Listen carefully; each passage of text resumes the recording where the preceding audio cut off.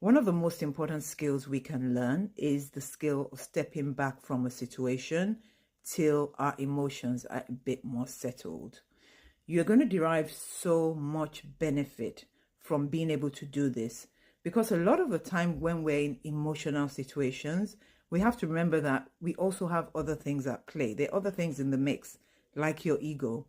Your ego is going to be saying, take control, because the ego likes to be in control. And so you get this narrative of, you mustn't let them get away with it. You must, tell them off. You must say what you feel. You've got to keep the ego in check.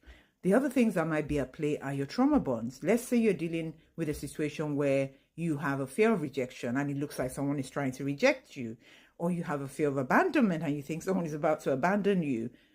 In an emotional state, all of that fear plus the emotions is going to make you do or say things that you are definitely going to regret.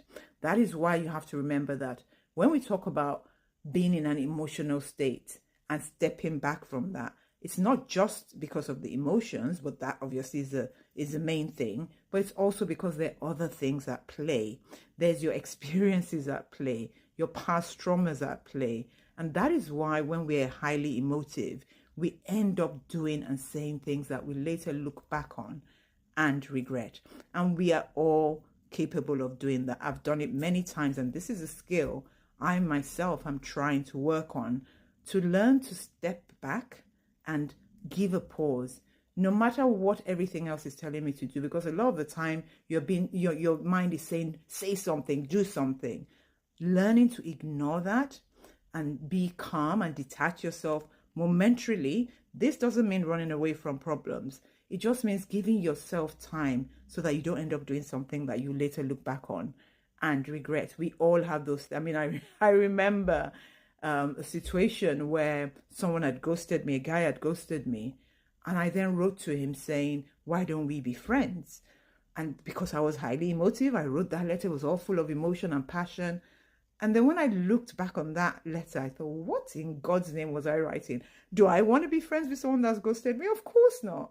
But this is what happens when you are emotional.